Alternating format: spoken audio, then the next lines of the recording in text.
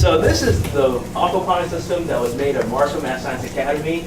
It was courtesy to Bob Welsh. Yeah, he helped us build this along with these two guys right here, Paul and right, what? Kurt. Kurt, Mr. Kurt, right. And right here, we're gonna guide you through the process. So I'll start. Right here is the big fish tank. The fish poops and excretes out ammonia, and eventually it will eventually go to the bioreactor, where the bioreactor houses bacteria that takes the ammonia that comes from the fish's excrements and turns it into nitrites, and then the nitrites gets turned into nitrates, which then gets pumped into the plant area. And over here in the plant area, we're growing lettuces and various herbs. And after the nitrates are taken out and the plants eat them, what it goes, the water is purified, and then what it goes through the system and back to the fish so they can live better in the environment that they are in.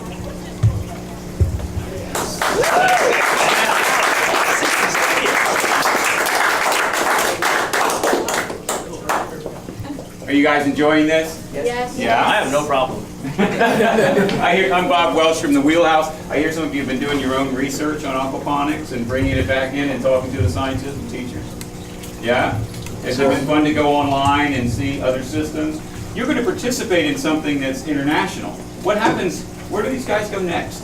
You know? Kenya and Ghana. For a client. Yeah, and you guys are going to be connected, and you are some of the first front-end researchers for this kind of a system that'll be built. We're going to bring these guys up. They are bravely going to build in all over Western Africa, and we're thrilled that they came and saw us first, right? Yeah. Sir. Thanks, guys. Thank you. So, thanks. I'm going to stand right over here and hang out right here. I'm amazed, because they know more than I do, and well, most everybody does. But this is fantastic. The way they've assimilated to this, the way they've adopted this new technology. One of 2 middle schools in the world, Well, certainly the country. but there's not many of these out there. Yeah.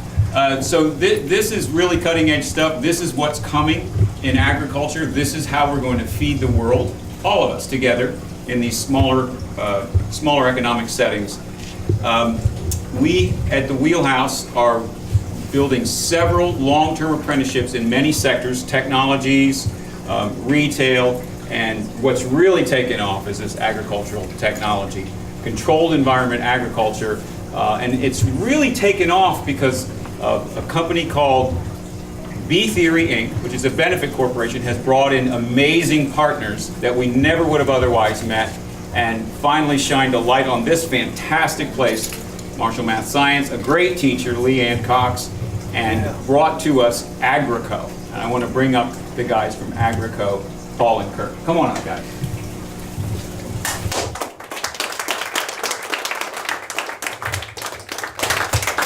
So how did you find us?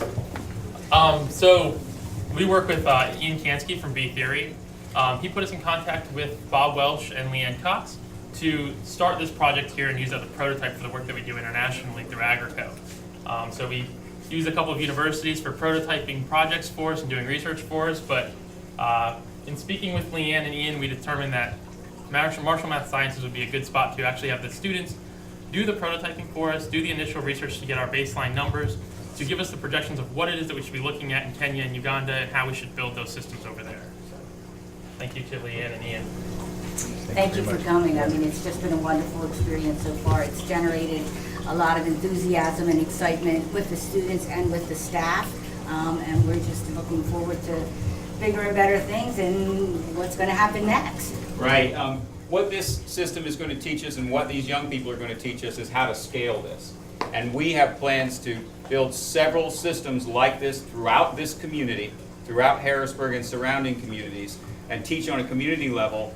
And very, very soon you'll hear about a commercial grade facility that we're planning to build with a lot of the help of some folks that are in attendance today. We're projecting that we'll get that built soon. And then we'll have student enterprise at a level that's going to be exciting. Additionally, the Wheelhouse is opening a store in Strawberry Square to do art and music products. So we have a digitization suite that's digitally archiving many projects around the city that otherwise wouldn't get done. So we have unmet municipal and community needs being seen as a chance to educate kids. So all of these endeavors and pathways are student-run businesses. They can do it, obviously. Just give them the tools and kind of get out of the way. And watch these young people grow and flourish and create businesses in a way that we need for the future, right? Guys with the gray hair, we got to stand aside and let the next generation run these things, and that's what we're trying to do at the Wheelhouse. Thank you. Yeah.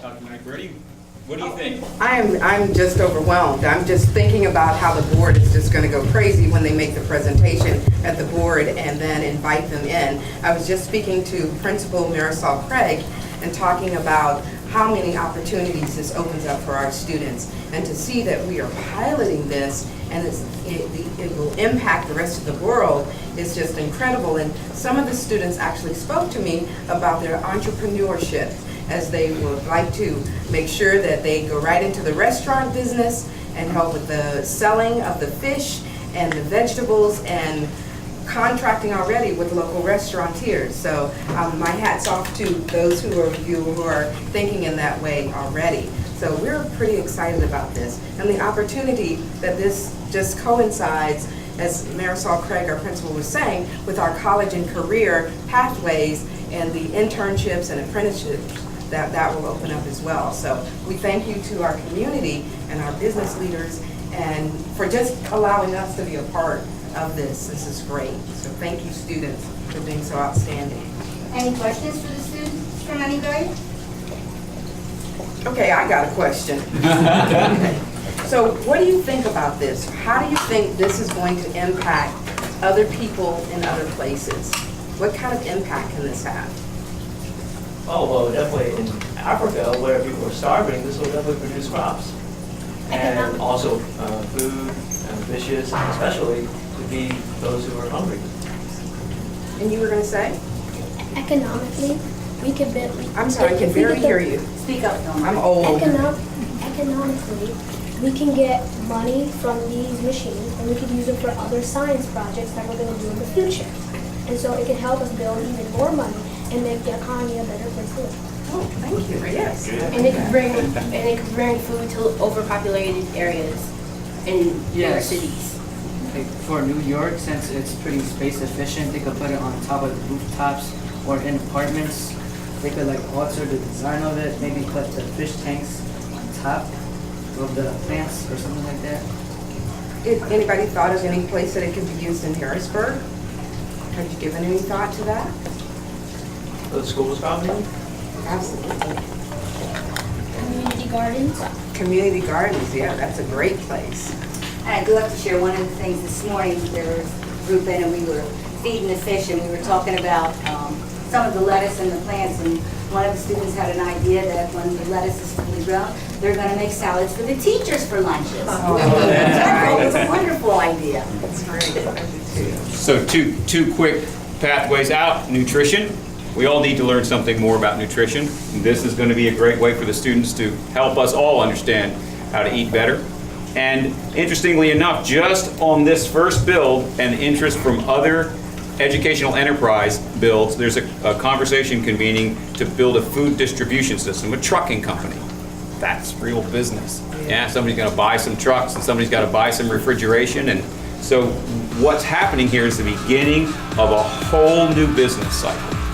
It's been absolutely wonderful to see the excitement that's been generated from this new knowledge, and just the fact that our kids have found out that they're going to be the scientists for the builds that are going on in Ghana and Kenya has just, I mean, the learning that has just been taking place and researching at home and coming in every day.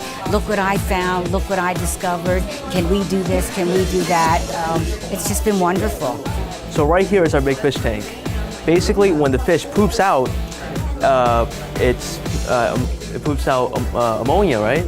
So its poop is ammonia, and then eventually the ammonia, along with the water containing it, will go into that big blue bin right there. Inside the bin, there's special bacteria that decomposes the ammonia into nitrites.